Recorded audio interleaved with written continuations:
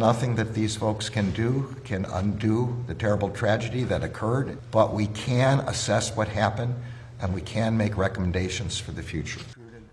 Today, the Attorney General named the team that will review what happened at Robb Elementary. Almost every member of the Justice Department committee has firsthand experience responding to mass shootings. Uvalde Mayor Don McLaughlin is leaning on this panel to get answers about the day's events.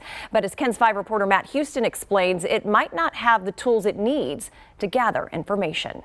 Chief Rick Brazil. These investigators will review law enforcement's response to the shooting at Robb, ultimately to make policy recommendations.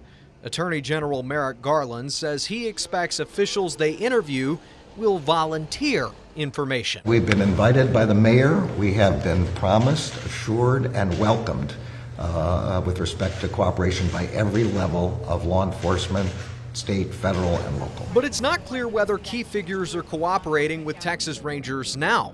And the office leading this federal review doesn't normally do this, nor can it demand answers with a subpoena. Piecing it all together, getting to the bottom of this, is going to take quite some time. Political analyst Scott Braddock notes there is one state panel that can order cooperation, but they'll do most of their work behind closed doors.